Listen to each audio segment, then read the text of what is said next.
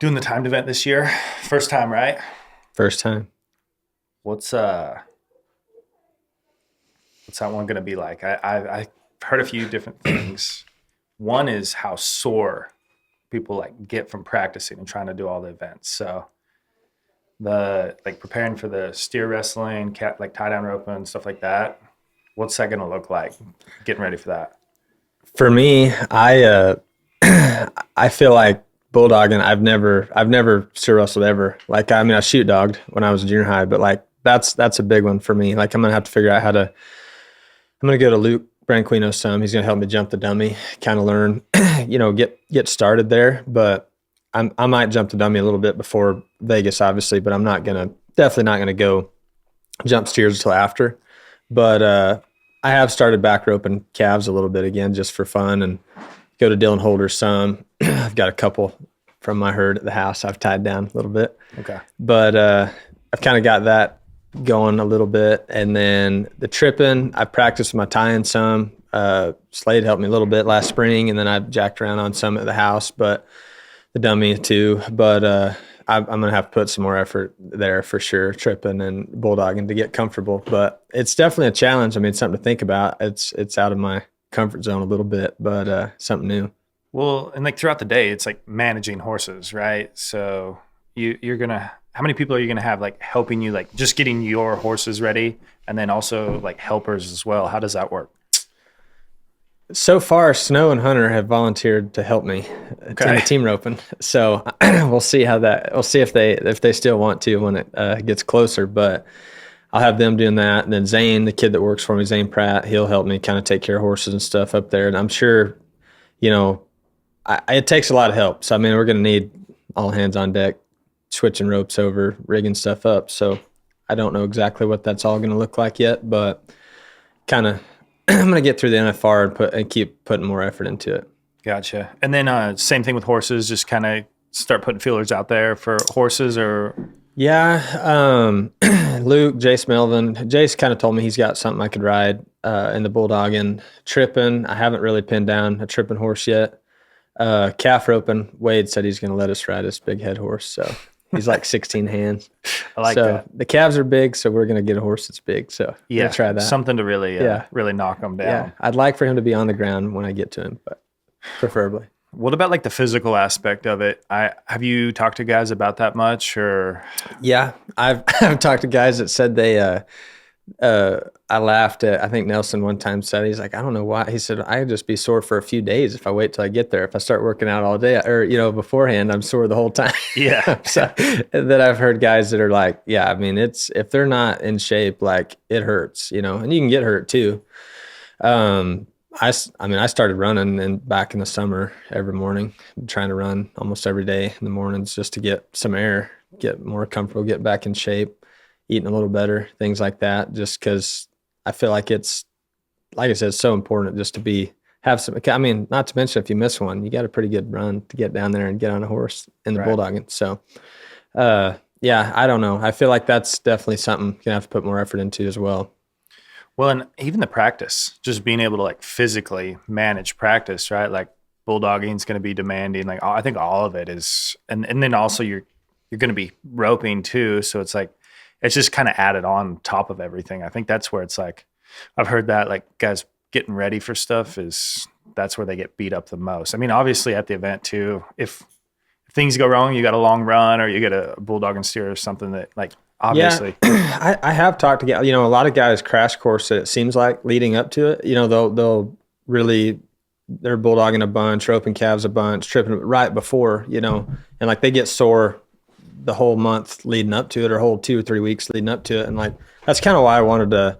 Like last spring, I have a calf horse anyway that has been with Holder in training, so I'd go over there and rope calves with it just for fun, run some, and I don't know. It was kind of like something different that I hadn't done in a long time. It was something just fun to mess with. So I kind of started trying to get comfortable back with some fundamentals on that, getting to where I can get some reps in and then try to split it up a little bit, get a little bit comfortable with the tie-in. And then that way I'm not crash coursing everything 2 weeks before. If I can throw some into December and January in the bulldog and kind of get going on some fundamentals and kind of working on one or two things at a time, I'm not as uncomfortable with everything, and I'm not trying to crunch it all in 2 weeks prior and I'm sore leading up to the event. Were you ever like, was there a decision, did you have to think about it a lot before you gave it the yes or no, or was it kind of an instant, I want to try it? I'd say the first time, like probably 2-3 years ago, watching the timed event. I mean, I've always paid attention in some way, but like watching it, like I like stuff like that. You're mixing it up. Like it's kind of a marathon. Like it just takes a different level of focus to be involved. Like it's just a lot of planning goes through what it takes to win at it, you know? So watching it, like it's intriguing to watch. Like it's a fun event to watch. And it kind of put a spark in me a little bit a few years ago. And I never really knew when I'd try it. It's always something I'd be like, oh, you know, I'll try that one day maybe, or maybe it'd be fun to try. And then the next year to go by and I'd kind of feel the same way. And then finally I was like, you know what? Like I'm not getting any younger. Like, Yeah. like I don't, why not, you know, let's try it. And, kind of just made a knee-jerk reaction decision, I would say, to put my name down. So how does it work as far as like, it's invitational only, right? Yeah. And you can put your name like on a Yeah, list. like right? I called quite a while ago, probably several months back, and just called Dan up there. And I mean, like I said, they go through a whole process to how they pick or whatever. And I just said, hey, I'd like to be on the list. I've thought about it. You know, I'm willing to commit to pursuing it. And, you know, they asked the questions like, what have you done or not done before? And, so I just told him kind of, I hadn't bulldog much and haven't tripped ever other than, you know, playing with it breakaway or tying on the ground. But I mean, I've never really made runs. And, but I told him that was something I've wanted to do anyway. It would give me a good excuse to start doing it. And, I said, I don't really plan to crash course. I'd like to kind of prep a little bit over the course of time. And anyway, they went through their deal and notified us probably midsummer that we got in. And waited, you know, he'd always kind of wanted to do it one day too. So when I told him I was wanting to do it, he's like, well, let's just do it together. That way we can, I can ride your heel horse, you can ride my head horse, whatever we need to do. So obviously maybe send him in the video from the Cody Neesmith from the Ranch Rodeo. Like, yeah. Hey, I'm pretty sure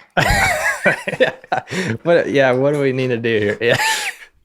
No, man, I mean, it's a big step. And just like the mindset for how to compete at it's going to be a lot different, right? Like it's the roping wise, like it's different roping, you know, everything's stronger steers, right? Like everything's out there and it's kind of a grind where it's like open level jackpotting. You're pretty aggressive all the time, where this is like, we just got to get a time constantly, right? And like be able to execute. And it's a whole different animal, this thing, from just what I've seen, but like the mental side of it is, I think that's what's going to be probably the toughest thing to manage, is like being disciplined with all the other events. 'Cause there's going to be a lot of unknown, right? Like, yeah, no doubt. Like to me, it seems like, I mean, it's even a little bit like rodeoing or NFR or whatever. Like there's 25 head, like you can't run them all at once, you know, it's got to be one at a time and kind of stay within your realm of what you can do one step at a time. And like it's probably not all going to go smoothly. You know, You got to figure out how to kind of get through it and stay the course. So I'm anxious for that challenge of it, but it looks fun to be a part of for sure. Well, I think this is kind of an interesting topic, is like in roping, do you think there's control and reaction, right? Like there's this line we want to ride. What do you think the line is, like roping for you right now at like your level? And has it changed over time? And then also, is this something like that's going to apply to new things between the thinking and trying to control, and then just being able to react when probably haven't been in some situations, right? Yeah, I mean, I think it's a fine line right there with the control and reaction. Like if you're focused too much on the control, you don't let yourself react. And if you're only trying to let yourself react, you're not as controlled. So like that's a balance I'm working on every day in preparation with healing. And I've been doing that for a long time. So I think that's important. Of like, I roped a lot of, and that was one reason I wanted to rope get back roping calves a little bit. 'Cause like I grew up roping calves, but like I didn't know the fundamentals and the processes and things that went into it to like help you be successful. So like now I've got the chance to be around, like I was around good, like my granddad roped calves and trained horses and stuff, but like I get to be around guys that know how to do the technical side of it and like break it down. So I always thought it would be fun, like to actually learn that process, that way. Just because I didn't have that opportunity, I was just all reaction and just knew what I knew. That's it, But I've gotten more comfortable on competing and more controlled, like just healing. I used to be out of control healing, and then I've had to learn how to put the control there, but then let myself react too. Like that was also a strength, but my control was lacking. So it just goes hand in hand. Like I feel like, how do I learn to get more comfortable in these other events to have the control, but still react when I need to?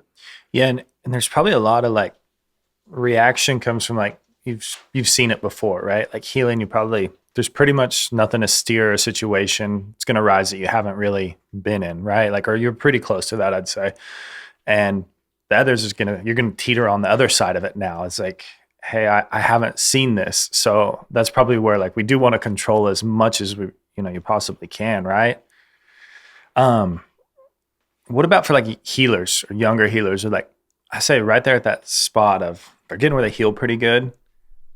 How much do you like someone to try to be like fundamentally correct and really control everything, but manage the reaction and the timing and like their feel or what they're seeing? Like how would you suggest a younger person handle that? To me, I really have to split it up in different practice sections. Like I'll kind of compartmentalize it per se. Like first things first is I want you to be able to hit the same spot consistently. Like if you can't get to the same position and maintain that for several strides, like we got to get that down first. But like I'll have people like, hey, you're working on your open, you're riding good, you're roping good, but like you've got to be able to get to the same spot, maintain it for several strides.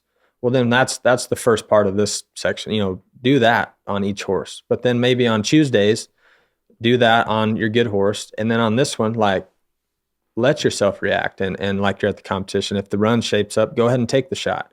But with in mind of back to what you worked on yesterday, get lined up first. Just because you're going faster doesn't mean the steps change. So I think the control is the most important part, but you can't dull the blade. Like you got to be sharp enough to let yourself react. So like that kind of goes back to the talent and the control. It goes hand in hand. Like you don't want, control is not going to get you all the way and pure reaction is not going to get you all the way. So you got to figure out how to work on both and letting yourself work on both. If you're just working on control all the time and perfect horsemanship and perfect body position, like you will lack so much on the reaction side that you'll cripple yourself. But then if you're just working on reaction, you're out of control, spinning your wheels the whole time. So how do you compartmentalize those practice sessions and mentally be able to work on your game and make sure one's not outweighing the other? I like that. So kind of right with that, pursuing something at a high level, like mastery, high level goals, whatever it is, right? Like that's essentially where you're at with your healing, right? You're trying to get as high level with it as you possibly can. Do you think there's like a line between ambition and obsession? And what's it kind of look like if you go too far into obsession or not enough into it? Or man, I think obsession is what's going to get you great, but at the same time, like you got to have a lot of reflection too on what's going on. Like it's going to drive you to your driving force, but like you got to be able to reflect and assess the run. Like I think that's so important. Like after the run happens, like the more you can control yourself mentally and reflect on what has happened in the run, and once you learn that, it'll help you progress versus beating yourself up or trying so hard or you're always chasing something and you're not comfortable with a lesser outcome, basically. Right. So I think you really have to learn to evaluate the runs and reflect on the runs of what happened, understanding each compartment of what you do, of what goes into it to make it work and what went wrong. It seems to be a very important thing as you get better, because it's not making excuses either. It's just, hey, this happened, or this steer was unhealable at this point in time. Okay, I committed too early because I quit riding with my horse, or I did this, or whatever it may be. You just I think that's important to reflect on it. So what would that like look like for you right now, as far as like if you're reflecting on maybe some runs that you don't like, or like some poor performances? Like what would you kind of go through and look at, like so that you're able to like set yourself up to fix those issues, or just be like, hey, is it just a kind of a one-time thing that happened right there and let it go? Or is it like, hey, this could be a potential thing I need to focus on? Or I mean, for me at this stage, like I've been doing that a lot lately. Like there's about 3 or 4 things that's off with my roping right now. And I'm trying not to try to fix them all at once, because that's the thing. Like I'm wanting to change. I need to ride better through the turn. My perception of I'm trying to spot them out. One's tried too far back.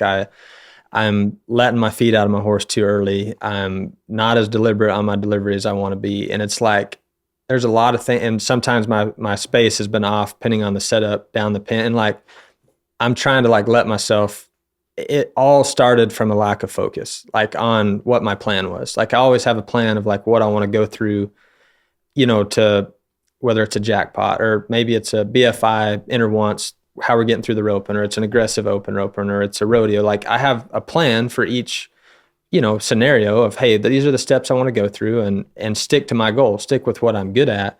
And like, I feel like I've abandoned the plan too much lately. And that was a domino effect of these are all side effects of what happened from abandoning my plan.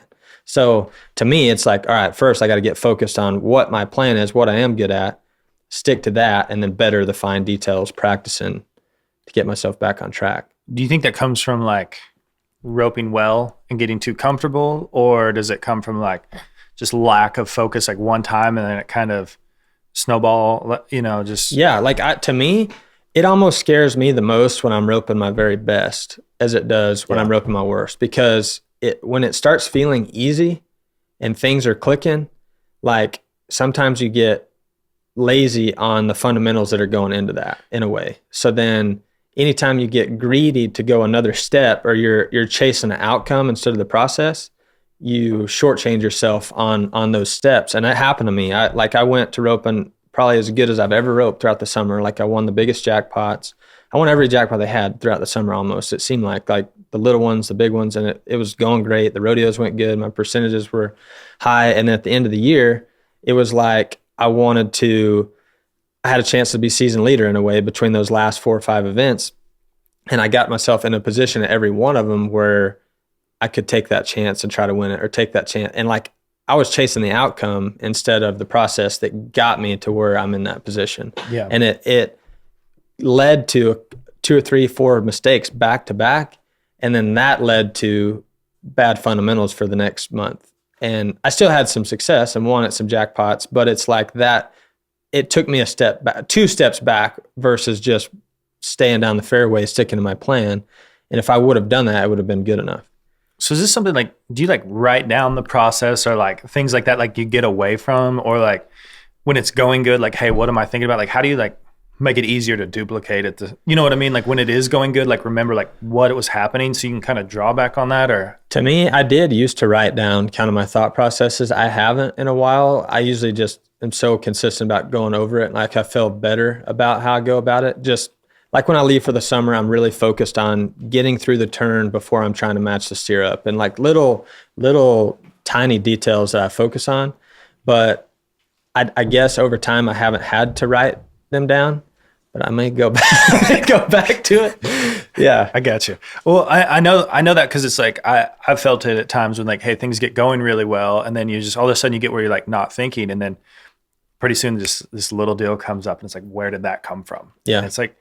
And then it magnifies, and it's like, hey, how do I fix this? And it's like, it just goes, it seems like it's like able to go from like really good to really bad so fast. And yeah, like I used to kind of think it was silly to do that, like to write it down. I'm like, no, I'm not going to tell anybody I'm doing this. But I did. And now I probably should go back to doing that. But well, and I don't know if writing it down is the answer, but it's just like when I'm struggling, I'm just thinking like, hey, how can I like remember like the performance I did have, or when I was comfortable with what I was doing, and like duplicate that. The good thing I have stayed consistent about is like I split it up in the 4 seasons, and like the winter I have my key focus elements I've got to work on for the build and rodeos, and then in the spring, like I really focus on my weaknesses in the winter, spring, summer, fall. Like each one has a different set of weaknesses that I know are going to appear, or like things that I can't shortcut, whether it's how I practice, how I prepare my horse, how I ride in these setups. And so like I always go over that and like really amplify that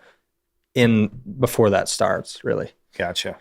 Well, let's talk about the kind of the fundamentals, and I've been able to kind of be involved a little bit with this doc, that this no guarantees that you're in, and tell me a little bit about your grandpa, the relationship with him, because that was something that just jumped out to me. I was like, wow, this was pretty cool. What your guys' dynamic was from an early age in your rodeo career. Yeah. So when I was, he lived in Throckmorton where I grew up, and like he's always ran cattle, worked around the ranches, raised horses. And so, I mean, he's always riding horses every day. I mean, that was what he wanted to do. I mean, like when he retired, he wanted to be a cow. I mean, yeah. He's 93 years old, and his favorite thing to do is get called to ask to go day work, Right.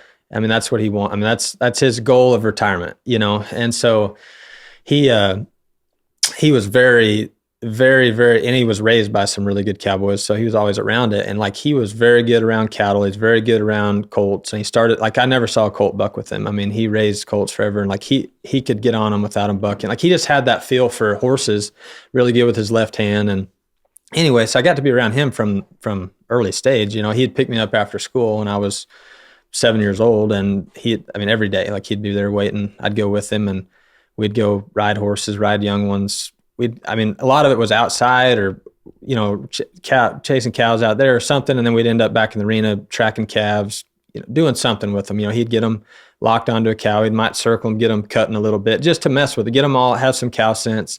And we very rarely came out of the box. I mean, that might be the last thing we do, get to run a feud. Like, so there was a lot of that, going back to that control factor. Like, there's a lot of that patience and fundamentals and stuff that I learned. And it was all mainly roping calves. He team roped too some, but he took the time to go the extra mile where they were all controlled. And then, a lot of times he sold them before they were finished, but I got to ride a lot of young horses and get a feel for that. So like, it was just about every day after school from those 7, 8, 9, right there before I even started competing. Like, that was what I was getting every single day.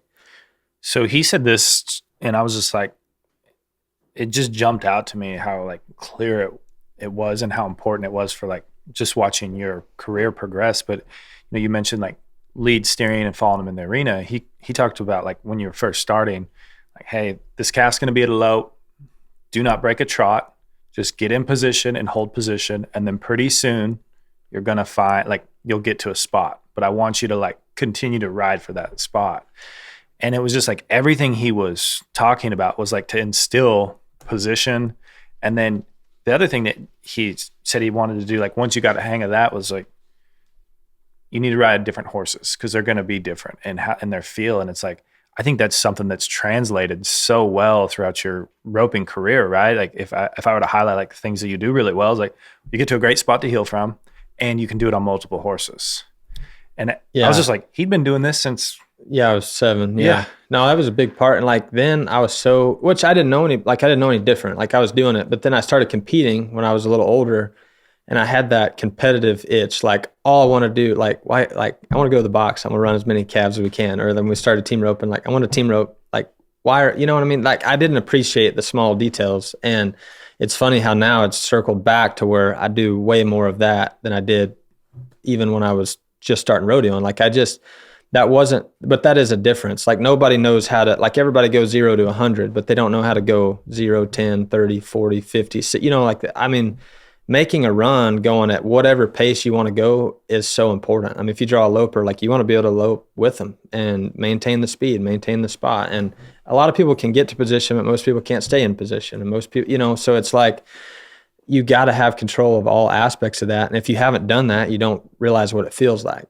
And so like, yeah, I would chase a lot of calves, and if they're going 50, I was going 30, just wherever they were going. I was in the tracks behind them, and then I might get to 40, and then eventually they came down to 40, or I got to 50, whatever it was. Like, you're in increments controlling your horse's speed to the calf, making them rate and maintaining the spot and all that sort of thing. And it's kind of circled back full circle to me. And that's what I do so much of on my heel horses, is like, I rope the dummy like that, like gauge their speed down the arena, gauge their speed through the turn, and figure out when I ask them to increase speed, I want them to give it to me. But then when I ask for less, they give me less. Like, I want to have control of so many aspects of that run. And you're not always going to. I mean, some horses can't. There's been great horses that can't do that perfectly. Not most of them can't, but it's just having that control And that thought process helped me a ton. Yeah, and that's where it's like you can go different spots for different horses, right? To get them to position, and it's like, hey, this horse needs to be wider or tighter or whatever it is. But I think that's like something that's just it's pretty neat to kind of see. And I mean, I was just like super impressed with it because it was like, man, this is like, what if I describe like, hey, what I see in you, like it makes you so neat, like win so much money in different situations is it's always in a good spot. You know what I mean? And I think, wow, that's starting from an early age. And also right with it, I think, you talked about going back to this. It's really odd, like, but you hear it a lot with people that are getting to high levels or like really pursue it. They get it where it's like simplified. And it's like we go through all these stages and make it so complex. And then when you see it get to the highest level, it becomes pretty simple. Like, hey, this is what we need to do. And like I think it's important because you get a lot of the answers of what you do and do not need. But how do you view like that aspect of like finding answers, but like also keeping it simple, like changing little things, but also feeling like, hey, this isn't for me. And to me, it's like it goes back to the compartmentalizing the aspects of it. Like if I'm over here working on my swing angles and my swing feels off and this feels off, and it's like I haven't put all the steps into my horse to make him his best, then I'm not doing myself any service. So like that's my main thing is like, what do I have to do to have my horses their very best? Like from the way they, are they warming up right? Do they warm up right? Like, and I know it sounds silly, but like literally, like how much do I have to warm him up to where that horse is focused his best, where he's the best in the box, where he scores the best, where he's light in my hand when he leaves, where he's good through the turn, like where he's locked in. Like I literally go through those steps to where like when I start the winter, I have to focus on that, like because I give him a little time off after the finals, and you get caught doing lessons and other things, and you think like, oh, your good horses are just keep them in shape, riding your young horses or the other ones, just keep them in shape and rope what you need to rope, minimal steers. But it's like that's another thing he was really good at is he spent a lot of time riding them and not as much roping on them. Like, what does it take to get the horse ready to where he's his best when you rope on him? So then getting them all prepared the best, and then what does that look like? And then work on, okay, if you're not getting to the right spot and your body position's not right, why am I worried about my swing as much? So it's like getting that lined out, make sure. And then if I'm riding good, horse is working good, well, then I can tweak one thing on my swing. So I think just evaluating that to where you're not trying to fix something that's not going to help you anyway. And then if you don't fix that and you don't fix the main problem, then you got more problems. Yeah, getting to the root of the issue. Yeah, you have to get to the root of the issue. And that's why I'm so big about, like, even in the summer, like me and Tyler talk about all the time, is just change one thing at a time. Because if you go to changing 2 or 3 at once, like you might actually not get the root of the issue changed, and you fix something, don't change your rope when your horse isn't scoring. Like, right. You're getting a bad go and you're changing your rope. So it's like, let's figure out the root of the issue and then work on that. And then if we have to tweak something else after that, we can. Your grandpa also mentioned, like, just from an early age, like he could coach you pretty hard, and you kind of had this like mindset of wanting to learn and get better. Like, was that something that was always there? You just kind of like come by it naturally, or like how do you view that? Like, when you hear that feedback, his take on it, he just assumed that I couldn't hear him, but I think he thought I had bad hearing, but no, he was pretty funny. I mean, he was old school, and it's funny. He's mellowed out even a lot over the last 10 or 15 years, but he's just old school, and he was raised that way. I mean, pretty tough guys. His uncles were really tough on him. His dad didn't rope, but his uncles were really good cowboys and horse trainers and roped calves good. And so I think they were just, the fundamentals were such an important thing, and it's like, I just don't think the people, like even I see growing up, like it's so fast paced and everybody wants to compete. And like I said, before I compete, I didn't know any different. Like I was just having fun riding horses and good days, bad days, whatever. But then when you start competing, like I was so hooked on competing and getting to the next spot. And it's like, I didn't want to take the time to listen to all the slow paced fundamentals. And like that wouldn't fly. Like he didn't like the fact that something was not going right. Didn't matter like how good the run was, but it's like the key fundamentals were so important to him. And so I think there's two sides of it. Like my dad was a pretty big on the competitive side. I mean, all he wanted to do was compete too. So I got the kind of the mixture of, you can't just train all the time. Like we go back to, he didn't care about the competing as much. So like, I think you have to figure out how to weigh that, Yeah. if you get stuck too much in a trainer mindset, it can hold you back as well. So like, you got to figure out what works. Right. It's just the lines you got to ride constantly, right? Between, because like some things the horses really need, and like looking at like, hey, what situation do they need to be in to get better? And on the side of it, like, what do I need to have this feel and be able to kind of compete? And that's honestly one of the biggest lines. And I think that's where like practice is so important now for like, once you get to a high level, it's like, hey, this is what we got to do. Yeah. We got to figure out these lines for me and then for my horse as well. Yeah, it's so easy for me to take certain steps for granted that it just seems like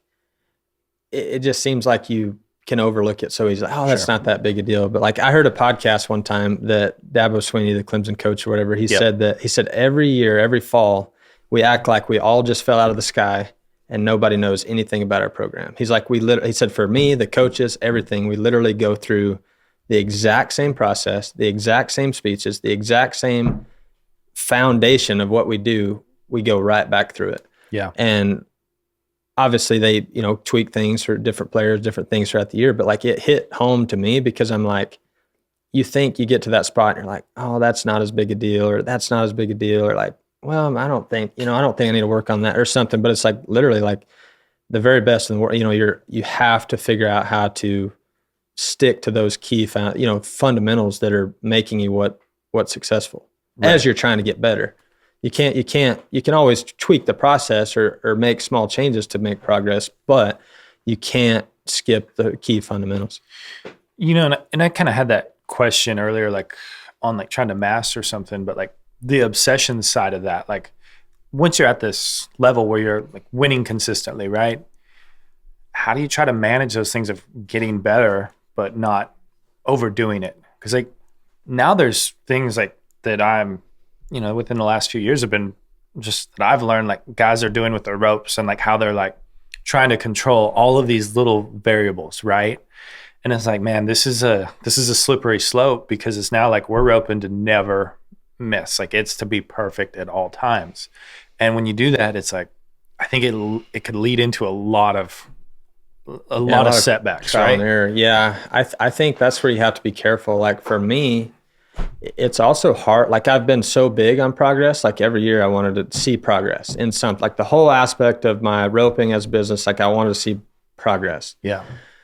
But it's hard to sometimes measure it just off success in a way because, there's been times where maybe I healed the best I've ever healed in that 3-month span. Well, I didn't win that much. And then I've had times where I've roped on the lower end of what I was expecting, but happened to win on the higher end of my outcomes just because maybe none of my partners messed up and I roped so, but I happened to catch the right steers for the right guys and was seeing a lot of success. So I think really evaluating the progress in that match what your goals are is important, but also realizing like success isn't always going to be equal to the progress you're making. How do you define success? I think everybody's different. Like for me, it's literally progress in what mine is doing. And like my long-term goal was to always be the best healer. And like, I mean, that doesn't mean success who I am as a person. Like I don't define that based off that, but like as my healing, like I wanted to be the best I could be. And then eventually was hoping that would be the best healer in the world. Like I never wanted to win a gold buckle, never cared about how many times I made the finals. I never cared about that. But a byproduct of that to me was going to be the best jackpot or could possibly have a shot to win the world. These things that all add up to match that. So that's been my goal over the course of time is to, I didn't put the pressure on myself of, I've got to win the world every year. I've got to win this every year.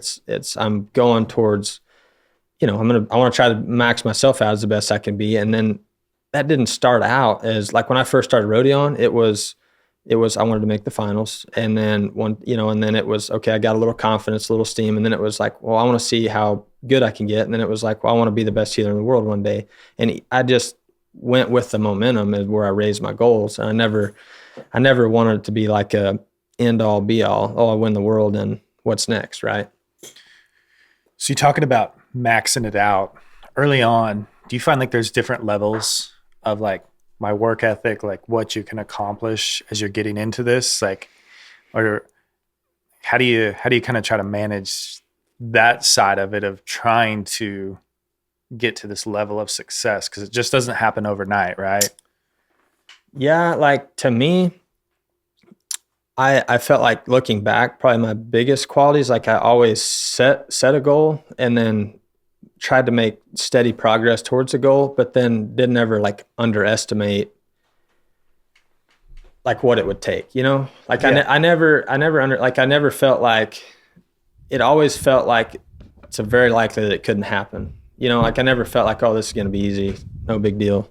We're going to get it. But it just seemed like I just tried to stay the course. And then as I built momentum, it was easier to get to the next step and the next step. You think fear's got a lot to do with that? Like Oh, people I being think- afraid, yeah, I of, think being people- afraid of yeah. failure or something I like think that. people, yeah, I think that's probably the ultimate reason. You know, everybody's worried about what's somebody else going to say, or they're in the wrong circle for one. Like you're hearing, man, being in like a negative circle is so, I mean, it's just so degrading because like guys just don't think big enough, you know, in my mind, of like what can accomplish. And if you're stuck in that mindset, like you never pursue it and never go try it. So it's just, I think you got to be comfortable with your own goals and your own path there. When you say like negative, I think there's probably more to it than that, because there's like people that they might not seem negative, right? But Yeah. it's just like, do they push you or help you allow to kind of think bigger, right? Is that kind of, Yeah.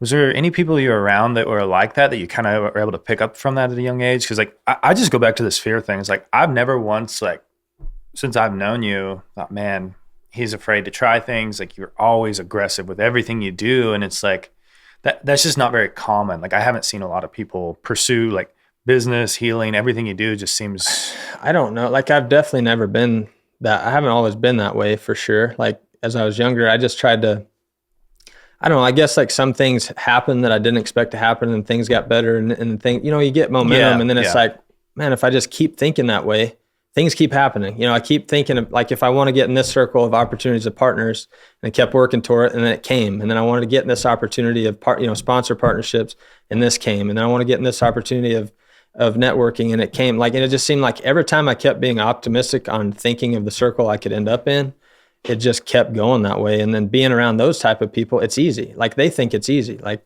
in a way. I mean, they've already done it. They've seen it. They're around people that they want to be like, and that's just where you end up. And it just seems like if you keep thinking that way, you end up there.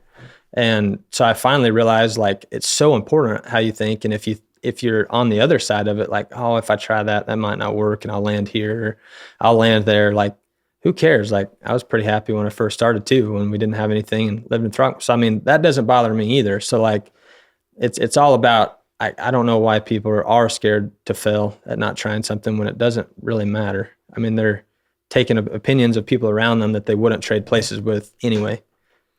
So was there a time ever where you're like, there was fear to like make a move, and then you like went through it and pursued it, that it kind of became pretty black and white to you? Or is it just kind of constantly, you know, like little things? I definitely think it's that way. Like, I'd say the first initial thought of that would be back in when I was like 19, I guess. And, I'd thought about rodeoing a little bit the next year. You know, I was going to enter a little bit and see how it goes throughout the winter.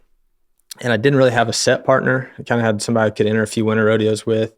And, I had finally had a horse, the roan horse, I thought was good enough to be in the mix. And, anyway, then Zach Small calls me out of the blue and he's like, hey, you want to rodeo next year? And I'm like, yeah, what do you mean? He's like, no, you want to make the finals. And I'm like, what do you mean? Like, you don't just pick up and go make the finals. Like, what do you mean? He's like, yeah, I'm going to start vet school right after that, but I want to give it one good shot and go to all the rodeos. And I'm like, you mean go everywhere? Like leave in the summer no matter what? And he's like, yeah, like, let's just go all year. And then if we make it, we make it. If we don't, we don't. And I'll go to vet school. And I'm like, yeah, sure. And then like from that point on, like I just thought like I'm going to rodeo from January to October 1st, no matter what. And we land where we land, but there wasn't ever a rodeo through the spring, reevaluate, see where we are, rodeo through the summer, see where we are, and then maybe go home. Like, it was never that way. And then which we had a little bit of a fairy tale year, like we won right off the bat and just kept winning.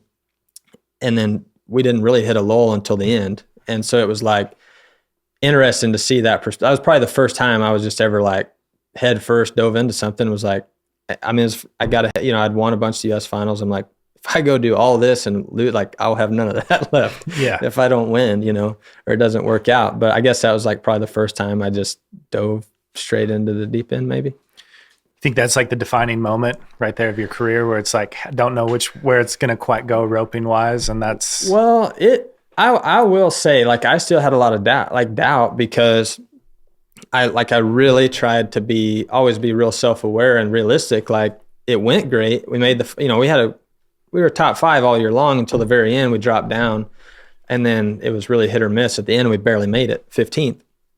And so in my head, I'm like, I'm starting to win at the jackpots, get some success, and feel like I can win just outside of rodeoing, but I'm barely making it. Well, the ERA guys were out. So knowing they're coming back, I'm like, well, that's 5-6 teams that normally have a spot saved every year. So I'm like, I'm 15th. That puts me 20th. So was my perspective. I was like, I'm going to have to still keep progressing, keep getting better, keep, figuring it out. Knowing I had the it was a big confidence builder, knowing I had the talent to be in the game, but at the same time, it was like, don't settle where you are. Like, it's still not, nobody's cutting my name out every year to make the finals. Nobody's saying you're going to be able to make a living doing this. It's not going to be easy. Well, I think one thing that gets overlooked is, like, that year was a great year. I was rodeoing most of that year and got to watch a lot of it. And, like, your guys' path to the finals was definitely not a traditional one. There was no winter rodeos. You guys won a lot at the smaller rodeos early.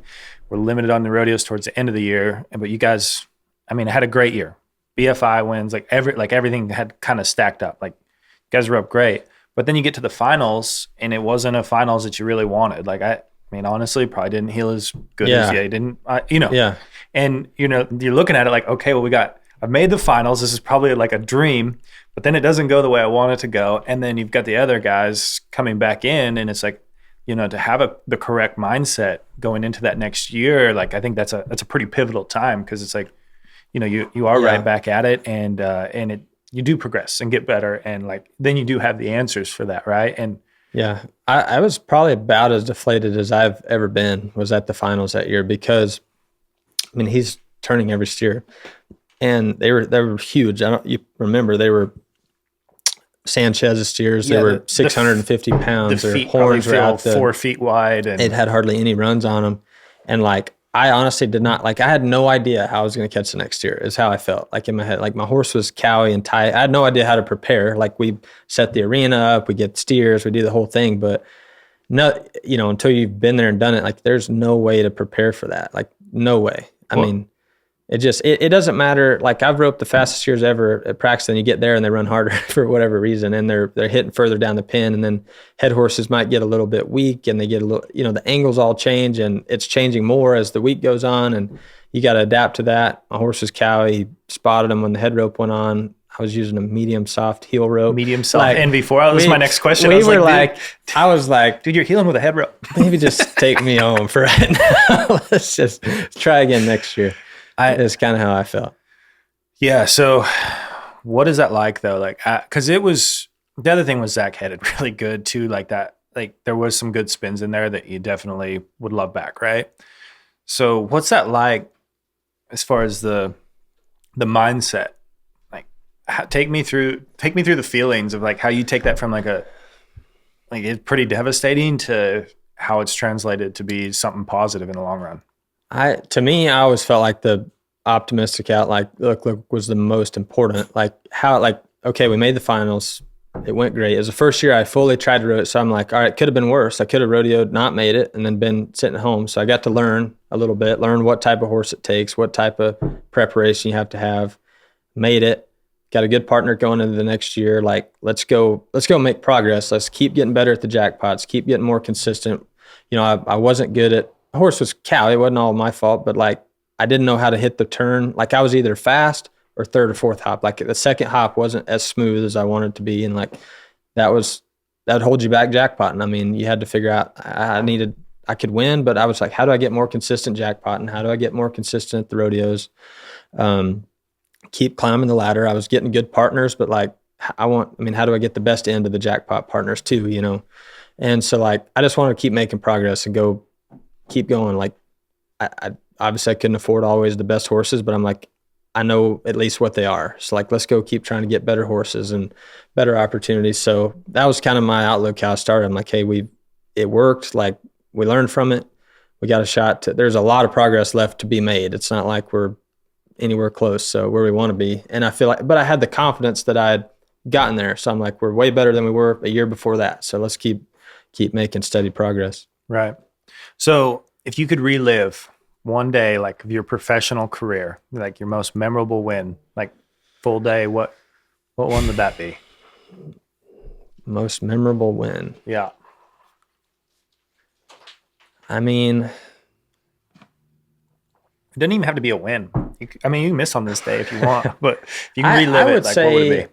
I would say not necessarily specifically. It led up to this day, but the first year I won the world in 2019, the 10th round, like I had ended up getting the right horse that fit perfect for that arena. My plan was good. I had to make a decision for a horse that everybody else thought was better and I thought would work there. And I had my good black horse at the time. He was only 11 probably that year, 12 at the time. And I chose to rode my brown, who I had gotten along with better. And that horse had just more moves. And I mean, everybody thought he was one of the best. Everybody would come to me, brag on my black, and I'm like, this is whatever I'm riding, you know? And so then I wasn't prepared to win the world in my mind. I didn't think I was like 8th or 9th going in. I'd moved up the ladder at the jackpots. I've been getting better partners. Like I'm moving up the ladder. Everything's progressing, but like no part of me thought I was, definitely want to call myself top 1 healer, but I didn't even feel like I was in the top 5 circle yet. I was like top 6 to 10 in my mind. And I had a process that I practiced to get there. And I stuck to my game plan the whole way to Arizona. I went to Arizona, Vegas, and I didn't miss, I think I slipped a leg on one steer between all the jackpots, the whole rodeo, like stuck 100% to my game plan. Didn't abandon anything. Like Snow and I made the run we planned on making. We did it. We won the average, won the world. And like none of it was, the process was planned out, but there was no like expectation of the outcome. And like, to me, that was such a pivot to the next level for me and how I kind of perceived everything really. What's it like going to bed 9th round with knowing what tomorrow's in store? So that year we had a suite and our rooms were connected, and like Matthew was little and he had this dummy that would sit on the table, like you set up on the table and it would just pivot. It was a sticky, like you stick it on the table, you hit it and it just swivels right there and you heal it. Yeah. And like he would wake you up at 5 a.m. wanting to rope that dummy. Okay. And all I could think about is like, don't waste a catch on this dummy. Don't waste a catch. Don't waste one of these on this thing. I'm like, what? That's all I could think about. I'm like, it was a one-header going to the 10th round. All I got to do is beat. There was 3 of us that had a chance, and it was a legit one-header, and I had to go first. And it came to, who was going to have the best steer, who was going to make the fast, I had to go first. So like, whatever I did, they could have a chance to beat. And so in my mind, I'm like, I've got the best chance, as good a chance as anybody. Like my header's tapped off, the whole deal, but that's all I could think about all day. It was like, don't waste this yeah, miss. Can I just head this thing, please? He didn't want to heal it. He just wanted to head at the time. He was spinning them. But all day long, he'd rope that thing, so I had to go do something. But yeah, it was funny. What about heel horses? You've rode a lot of very good heel horses. What's kind of maybe your favorite heel horse that you've rode, or a couple favorites? And then is there like similarities in these great heel horses that you see? Man, one of the first great heel horses I got to ride was Blueberry of Walt Woodard's. My horses got stuck at the border in Canada. Okay. And anyway, they're quirky about the paperwork sometimes. And I had to leave it in Shelby, Montana. I was buddying with Matt Sherwood and Walt. And I knew how much Walt cared about this horse. Like Yeah. he's the only person that's ever rode it. She probably shot him, And everything. yeah, like he did the whole thing. Yeah. And I didn't dare ask. Like I didn't I'm like, like I don't know. I didn't think twice about it. So I rode maybe Davison's in the first round at Wainwright. We won the round. And after that, they had to go somewhere different or whatever it was. And Walt's like, hey, you can ride mine if you need to. I'm like, you sure? Anyway, he let me ride it at Wainwright, and then I rode it like at Edmonton later in the year. I got to ride him a few different times, and like he was so solid and easy, and like he had all the tools, but was on your team the whole way. Like you could put him where you wanted him. You could move him. He could run. He could come off the throw right when you needed to. Like you could put him in whatever spot. Like Walt liked to ride here, and I was riding here. Like it did not matter. Like the horse could adapt, and to me, like knowing how forgiving he was with his left, like you could move him anywhere with your left hand, and he was always ready to come off the throw or always ready to stay up under you and take another swing. And like it just super on your team, but also had big stop, big finish, like all the quick footedness to stay with the run. And that was like probably the first really like elite horse I'd rode, or very much anyway. Does it feel like the feet are just floating, kind of like they're like always in a strong spot, right? Like with like the shoulders are just like they're pulling like properly, and everything feels like light, but you can move any step whichever direction you want the whole time. And yeah, he was that way for sure. And like Syracuse Bay, I got to ride him some, and he was really quick footed. You could move him a lot, but they'd always come back to the inside. Like I'd ridden a couple others that were really, really good horses that would shoulder on you a little bit, and I didn't mind that much because I knew they'd always come back to the inside. Some people might not think they were as smooth, right? But like I liked that. Knowing like my good black when I first got him, he would pull his shoulder a lot. I just all I had to do was focus on keeping it up and past the hips, and he was easy. So like that's the only thing I had to focus on, getting past that, and he was just what I wanted. So it was like, and if something went wild in the run, like he'd bring his shoulders back and get him out of the way. So like he was a big change. He was a big advancement for me getting him bought. And then after buying him, I bought the brown horse that came from Blaine Vick that I won the world on in 2019. And he wasn't as fast and he wasn't as quick footed, but he never put his foot in a bad spot. Like he was always moving forward. His head was always up. He could come off the throw at any time and was always ready to move forward. Like something didn't go right, he's with the run. Like he's always pushing forward to the steer with his shoulders up, but soft and ready to come off immediately when you put your rope down. And like we got through some runs at the NFR that year in 19 that were, steer didn't take it right, or we had one that hauled butt and still had to turn him a little ways down there and just get through the run. And like he just was super, super forgiving. Yeah. What about heel ropes? I remember most of the time MV4 medium soft, right? Like as you were kind of going into your first NFR qualification, right? Mm-hmm. That was pretty much the go-to rope. Do you think that softer rope, because it's got a bigger body and they stand up, right? But a healer's like stiffer ropes because I think when you get wider steers or more variables, you can just be more like quick or powerful with your like delivery, and they'll stand up. Is that kind of, am I framing this up properly? Where a medium soft is probably not going to have the body and just be able to stand up and be as open as you need in some other situations. But for you, like one thing I think you do great is get into a delivery really, really smooth. Like, would you say that's like one of the things? Like that's a big key focus. Like I've always tried to do is be able to come directly out of my swing. Do you think having a rope that's a little bit softer that you have to be, because a softer heel rope, you have to swing more precise, right? Yeah, you can't make those you're not going to blow a soft rope up trying to put a big trap down. Got to be good with your delivery. I think my thought growing up was I did have a higher number at a young age and stuff, and like had to rope some bigger steers. But for me, it was like use what I could control. Like instead of going up a size or two and like really having to, get your arm in the right spot.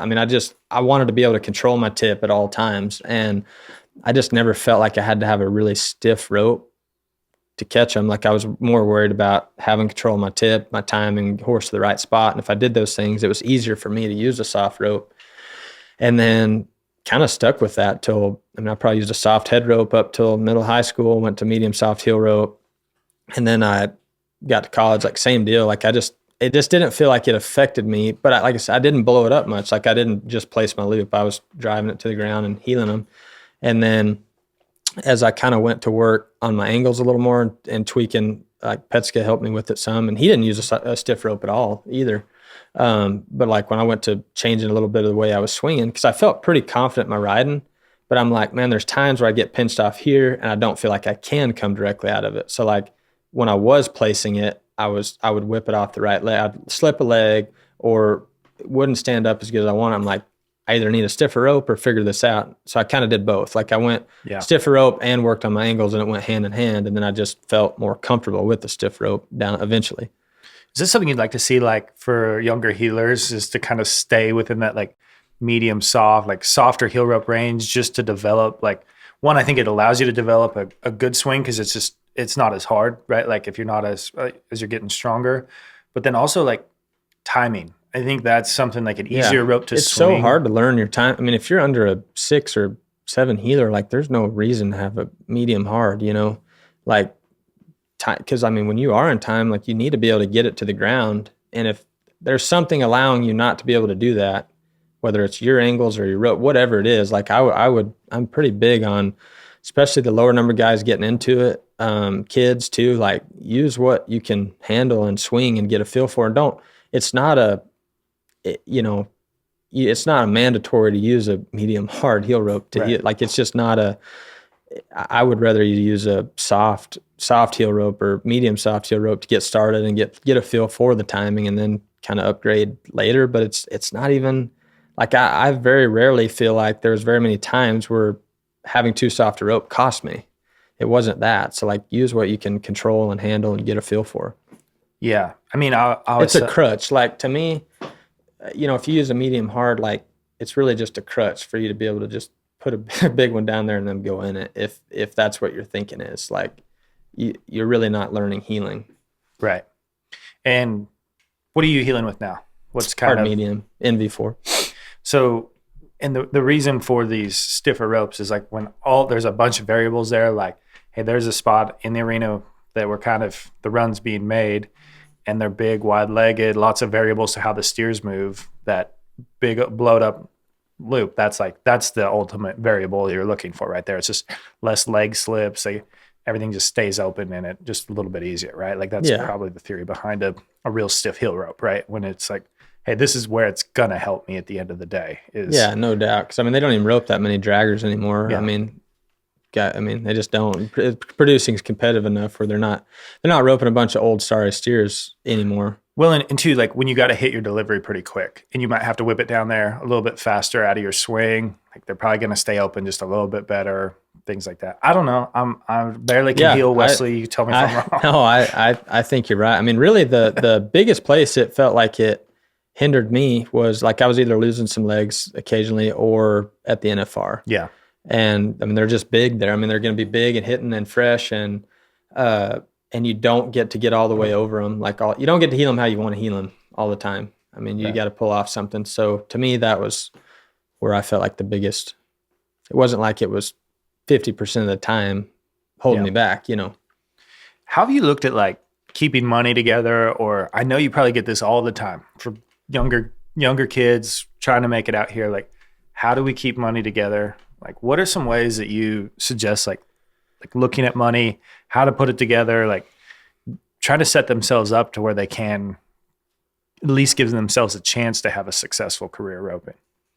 To me, I mean, I think that's such a hard question because there's so many opportunities now, like roping wise. Like, I mean, there's all kinds of events. I mean, you can go to, I mean, whether you're going just at the, lower level and going to Arizona, spending all you want to spend and jackpot all you want to jackpot, or whether you're, getting into that amateur rodeo stage and wanting to start pro rodeoing, there's all these amateur associates, circuit rodeos, pro rodeos. I mean, there's just so many things to go to that you can spend as much as you want, really. And to me, I think it's always so important, or was important, to like set your goals and stick to what goes towards those goals. I mean, if you're just a jackpot roper and like you're moving up the ladder, like pick your main ones out, get the best partners you can, and try to hold your money together going to those events. But like I see a lot of kids that are getting to that higher level and they're wanting to rodeo for a living, but they're going to these and these and this and that, and they're not really accomplishing one goal, like win the UPRA, make the UPRA finals, win the, stay in that, like win where you win and set yourself up for that next group of partners, next level, next tier, and kind of keep going. And instead of, landing short there because you ran out of money over here, Right. and like, that's a hard thing to do because like the fees are even higher. Like when I was growing up, there wasn't very many places where the fees were, I was going to $20, $40, $50 ropens, and then one US ropen a month would be 150. And you couldn't win what you can win now, but there was just not. Swings are big now. Yeah, like fees. I was going to go lose 500 at the OTRA, or I was going to clear 1,500. And then the one a month I could go, lose 1,000 at the US Open, or I could win 5. Yeah. And it was like not huge swings. You could kind of work a little bit on the side at home and get enough to go to the next jackpot, and then when you get it back lined out, you could get ahead. And then the U.S. finals were big, obviously, and the regional finals were decent. There were some places to win good money outside of like the Swedish Loop, but there just wasn't. In Arizona, like you could spend $3,000 a day if you want to. If you're a kid roping there, like you could go three different arenas a day and spend $3,000 a day, and you do that for 2 weeks. Do the math, like. You can get in it deep. So fast, like you got to be like, I'm going to say, if you're going to go do that, you better be pretty focused on what ropings you're going to and have the right partners and purpose and keep upgrading the horses and all that. And it's very important to hold your, don't have a reason for the dollars you win. Like, okay, I'm going to set aside this much and I'm going to go, this will get me through the next 3 months of these main events. And then I'm going to upgrade my horses and rotate the bottom end. And it's a steady process to get, you need more horses, more the whole deal, but don't rodeo it all the way. But that first, I'm kind of, that first initial climb is pretty demanding on money, and you can spend it. You better have a plan for it. I like that. What about for the World Youth this year? What, you guys are adding an extra day? Yep, add an extra day, Thursday through Sunday instead of Friday through Sunday. How many teams was it up? Do you remember from year to year? Almost 1,000 entries. We were at 13 to 1,400 entries the first time, and we were like right under 2,500 entries last year. It's awesome. So, and obviously the days were pretty full, packed. Just kind of take me through it, like what you guys are looking to add to it for this year. So we're not going to change the formatting on the ropings. Like we liked how they went. We have the the pro regular pro-am. We have the youth pro. We have the 19 and under, the number 10 roping, 14 and under. Like everything fit good. We felt like we had a good category for most everybody. 2 open ropings were going to stay the same. We're going to add a little bit more money to each of them next year. So that all stays fairly aligned there. But on Thursday, we're going to add sled ropings in the second arena. But the main arena will be all the breakaway. So we're going to have all the breakaway ropings, all the girls breakaway in the first arena. And then we'll have some sled team roping, and even a smaller kids breakaway in the second. So we'll be able to kind of add that. I think the sled roping will be a cool addition because it'll be for all the kids getting started, and it'll actually be open age group wise, but it'll be people trying to get started and get their feet wet, and capped at a 3. Obviously, we're not going to let higher numbered guys or anything rope, but it'll be set up for that. Take me through that first sled roping you and Tyler did. Yep. I know that was very successful, but it was like, to me, I love this idea. So kind of take me through this. Yeah. So we did one last spring in Terrell at Tyler's dad's place, and had a big turnout, 120 teams or so. And the reason behind it is just, we pick out the speed that we go every time on the dummy. They have to head it, can't dally, they just turn it, and then the healer ropes, dummy stops, they dally. But it lets them just compete at a higher level than being at home, but they're not having to stick their neck out and rope faster steers than like a number 7, 8, 9.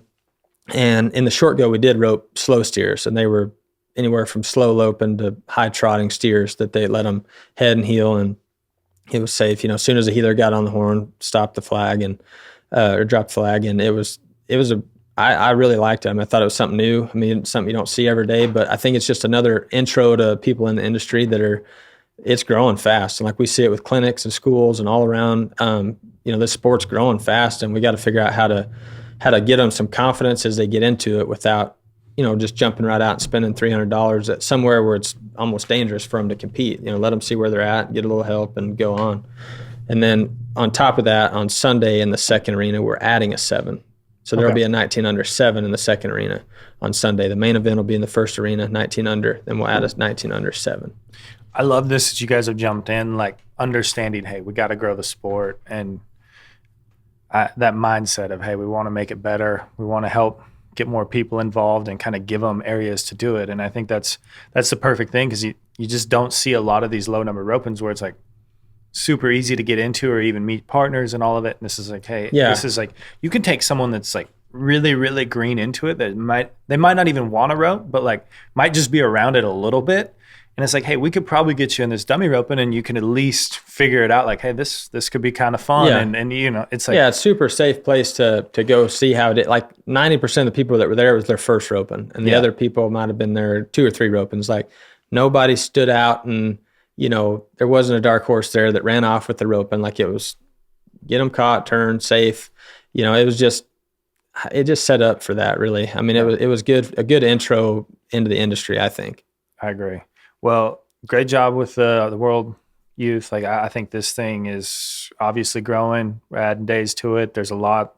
You guys are putting a ton into it. I know it's pretty demanding between like handling your schedule and everything you guys got going on. But I think it's, I think you look back on it and be like, this is probably one of the more important things I ever did in my roping career, right? Man, it's been so cool for me because like I said, we got that opportunity growing up, going to the World Junior and getting to be around the pros and get to be around kids from all over that we're friends with today and that have been important, good relationships all the way to this day.